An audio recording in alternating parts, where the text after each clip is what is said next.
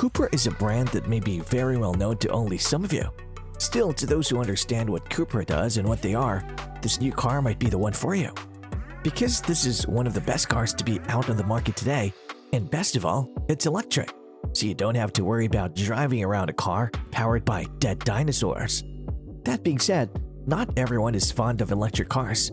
Many of you still love to listen to the engine roar as you put your foot down on the floor. However, with the world changing, we too must have an open mind when a new electric car comes out. And when a coveted brand like Cupra decides to hit the road with its electric hot hatch, it is worth checking out. So stick with us as we take a look at the 2023 Cupra Born. Before we look at the car itself, let's look at Cupra, the manufacturer, their legacy, and why an electric hot hatch from them is such a big deal. Cupra, better known as Cupra Racing, is a rebrand of an older high-performance motorsport subsidiary known as 𝗏sport. So Cupra is to seat what AMG's to Mercedes or the M division to the BMW. Cupra is dedicated to making high-performance vehicles from the already existing road-going versions and making them participate in rallying and touring car championships, of which they have won quite a few. Cupra was officially designated as the high-performance branch by 𝗏 in 2018, and 𝗏sport was replaced by Cupra Racing. They have proved their worth in the racing world, but what about in the real world, where things like reliability and mileage come into perspective? They may have cracked the code with some help from a well-known brand. One thing you notice about a car is the way it looks. It is one of the defining factors of wanting to buy a car. Even if the vehicle is a bit costlier than others, you'll still want to buy it if it looks drop-dead gorgeous, which is the case with the Cupra Born. You will not mistake this car for anything else. It has a unique styling from the sloped-down bonnet and front end to decrease the drag to the sharp curves that swoop towards the back and the iron badge at the rear. It is a stunner to look at, and that is one plus point there for the Cupra. Another thing you want in your car the most is reliability. You want to buy something other than an expensive car that looks good just to be a garage princess, especially when it's a hot hatch made for everyday rugged use.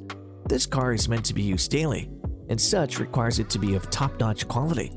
That is why Cupra did not bother to build a whole new chassis from the car, instead just borrowed one from Volkswagen, who I should point out also owns Cupra. Almost everything is owned by Volkswagen now anyway, so this shouldn't surprise you. But moving on to the Cupra Born chassis is the name is ID.3, which is now the flagship car for Volkswagen in their electric lineup. So the Cupra Born indeed has the looks, and it most certainly has the reliability and a strong foundation from which it was built, and things all seem great for Cupra so far. One factor that makes this car stand out is its contemporary and sophisticated image. The vehicle's exterior looks futuristic with its closed-off front grille and headlight styling. The concept of the vehicle has 20-inch alloy wheels with innovative copper accents. The car's interior keeps up with its eye-catching exterior with supportive leather seats and a leather-wrapped sports steering wheel that features handy buttons to switch the 𝗏𝘆𝑉 into its faster driving modes quickly. It is environmentally friendly, and 𝗏𝘆𝑉 uses recycled materials in the interior. The dashboard will show off a 10-inch infotainment touchscreen tilted towards the driver. An official range of 310 miles has been recorded through WLTP testing, a total far higher than the accumulated by rivals such as the Nissan Leaf and Renault Zoe, who both sit in the sub-200 mile range. Its 77 kilowatt-hour motor is to thank for its large and fast-charging abilities. Cupra offers two battery sizes in the UK. The more powerful motor is standard on bigger battery boards. On versions with a smaller battery, it is possible to get the more powerful e-boost engine as an option. As such, only two motor outputs and two battery sizes are available: 58 kilowatt-hour, 77 kilowatt-hour, 82 kilowatt-hour, and 62 kilowatt-hour total capacity. Only a little information has been revealed by Cupra yet on its first EV specs. However, they have stated that it'll be able to accelerate from 0 to 31 miles per hour in just 2.9 seconds. Using the similar ID.3 figures and these stats as a reference has led to estimates that its 0 to 62 mph could be around the 7.9 second mark. The car has a wide range of valuable features other than these.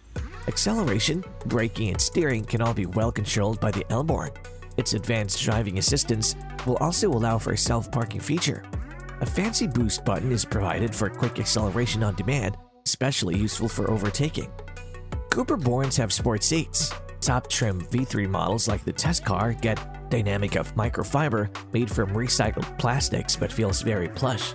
Since no space is to be reserved for an engine, the car's footprint can be used more efficiently for passengers and luggage. Indeed, the rear legroom in the Cupra equals that of a BMW 5 Series. The bench isn't set too low either, benefiting the seating position and preserving a decent amount of headroom. Also, the space in the boot with a capacity of 385 liters is significantly less, as there is a battery pack under the floor. The center screen and the touch-sensitive slider control everything.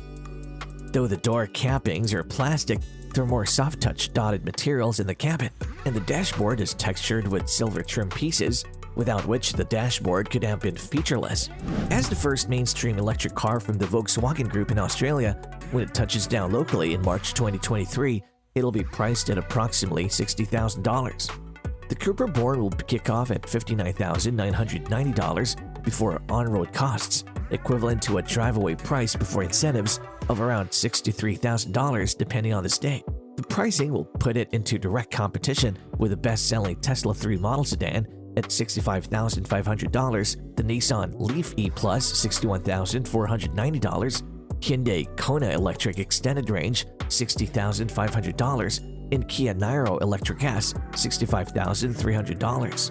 Cupra Borns can fast charge 120 kilowatts for the 77 kilowatt-hour version, which should be enough to get the mid-range 58 kilowatt-hours battery from 10 to 80% charge in around 30 minutes, which is faster than the Nissan Leaf. Well, if you talk about Cupra's efficiency, the 77 kilowatt-hour lithium-ion battery is suitable for a claimed 511-kilometer range on the WLTP test, although that drops to 475 kilometers with a performance pack fitted.